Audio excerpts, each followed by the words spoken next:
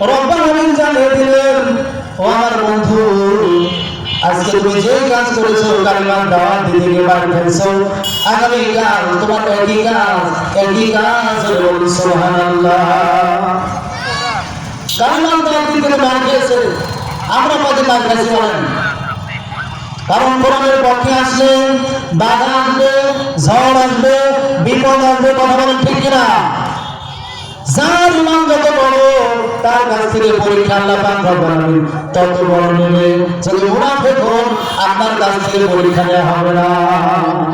মুনাফিকের স্থান জাহান্নাম। জব্বুল হুজুন, জাহান্নামের মধ্যে সবচেয়ে কষ্টদায়ক যে জায়গাটা জব্বুল হুজুন, ওই জাহান্নামে যাবে মুনাফিকরা। নাউজুবিল্লাহ বলেন।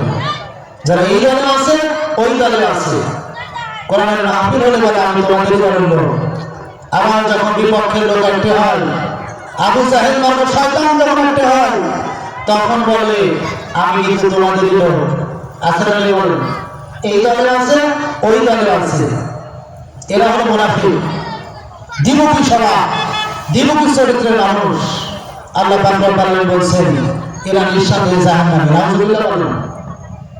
আমার বন্ধুগণ, এই জন্য দ্বিমুখী স্বভাব যদি আমাদের মধ্যে থেকে থাকে, এগুলোকে বাদ দিতে হবে, এগুলো আমাদেরকে ত্যাগ করা লাগবে।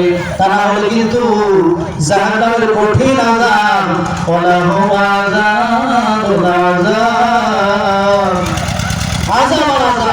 আযাবের শেষ নেই। নাউজুবিল্লাহ বলেন। আযাব শুরু হবে আর শেষ হবে না, আযাব হতেই থাকবে। জাহান্নামের আযাবকে ভয় করতে হবে, মৃত্যুকে ভয় করতে হবে। যখন মালাকুল মউত চলে আসবে আমাদের সামনে, যখন বন্দিনী বেনামাজি বন্দিনী যারা, তার কাছে যখন মালাকুল মউত চলে আসবে, ভয়ঙ্কর চেহারাওয়ালা একটা মালাকুল মউত ভয়ঙ্কর চেহারা নিয়ে তার সামনে হাজির হয়ে যাবে। নাউজুবিল্লাহ। এমন ভয়ঙ্কর চেহারা, আসমান থেকে জমিন পর্যন্ত তার দেহ, পূর্ব থেকে পশ্চিম পর্যন্ত তার দেহটা থাকবে। একবার দেখার পরে থরথর করে কাঁপতে থাকবে, তার কষ্ট শুরু হয়ে যাবে, আযাব শুরু হয়ে যাবে। দুনিয়ার কোনো মানুষ বুঝতে পারবে না। যেই ব্যক্তি মৃত্যু সজ্জায় চলে যাবে, মৃত্যুর পূর্ব মুহূর্তে চলে যাবে, ওই লোকটাই বুঝবে মৃত্যুর কত যন্ত্রণা। মৃত্যুর যন্ত্রণা এত কঠিন বুঝিনি তো আমি আগে। ঠিক কিনা বলেন? যার মৃত্যু আসবে সেই বুঝতে পারবে। আমার বন্ধুগণ, মালাকুল মউত যখন বেনামাজি বন্দিনীর কাছে চলে যাবে, ওই লোকটা শুধু বুঝবে, দুনিয়ার কোনো মানুষ বুঝবে না মৃত্যুর যন্ত্রণা।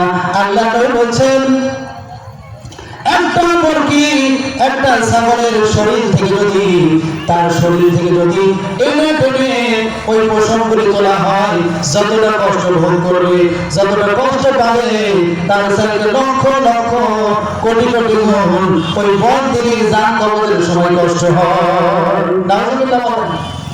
আমার ভাইরা, এই কোরআনের মাহফিলে আমরা এসেছি, আজকে কোরআনের কথা শুনবো, আমাদের জীবনে মেলাবো। ঠিক কিনা বলেন? কোরআনের কথা শুনে আমাদের জীবন পরিবর্তন করা লাগবে। ঠিক কিনা লাগবে? তাহলে আমরা সফল হতে পারবো। মাহফিল থেকে যদি আমরা কিছু নিয়ে যেতে পারি, আজকের এই বিশাল তাফসীরুল কোরআন মাহফিলে এসে এক কান দিয়ে শুনে আরেক কান দিয়ে বের করে দিতে চলবে না। এই কথাগুলি আমলের নিয়তে শুনে লাগবে। কথা বলেন ঠিক কিনা? আমাদের আমল যদি ভালো হয়, আখলাক স্বভাব চরিত্র যদি ভালো হয়, আল্লাহ তাআলা আমাদের জন্য সুখময় জান্নাতের ব্যবস্থা রেখেছেন। সুবহানাল্লাহ। রব্বুল আলামিন বলেন ফাদখুলি ফি ইবাদি ওয়াদখুলি জান্নাতি। জোরে বলুন আল্লাহু আকবার। রব্বুল আলামিন বলেন এই দুনিয়ার সময় 10টা দুনিয়া একত্রিত করলে যত বড় হয়, ওইরকম একটি জান্নাত আমার বান্দা বান্দির জন্য রেখে দিয়েছি। জোরে বলুন সুবহানাল্লাহ। এই জন্য আমাদেরকে দুনিয়াতে আমল করা লাগবে। কথা বলেন ঠিক কিনা? হযরত লোকমান হাকিম মানুষ ছিলেন। তিনি কোনো নবী ছিলেন না, সাধারণ মানুষ ছিলেন, কিন্তু তার আমল, আখলাক, স্বভাব, চরিত্র এতই ভালো ছিলেন যে আল্লাহ তাআলা তাকে আল্লাহ তাআলা প্রিয় ভাজন বানিয়ে দিয়েছে, বলুন সুবহানাল্লাহ। আল্লাহ তাআলা তাকে পছন্দ করে নিয়েছেন। আল্লাহ পাক রব্বুল আলামিন আল্লাহ তাআলা তাকে তার নামে একটি সূরা অবতীর্ণ করেছেন কোরআনুল কারীমের মধ্যে, জোরে বলুন সুবহানাল্লাহ। সূরাতুল লোকমান। এই সূরার মধ্যে তার সন্তানকে লোকমান হাকিম ওসিয়ত করেছে। আল্লাহ পাক রব্বুল আলামিন সে কথাগুলি কোরআনের মধ্যে রেকর্ড করে দিয়েছেন, সুবহানাল্লাহ।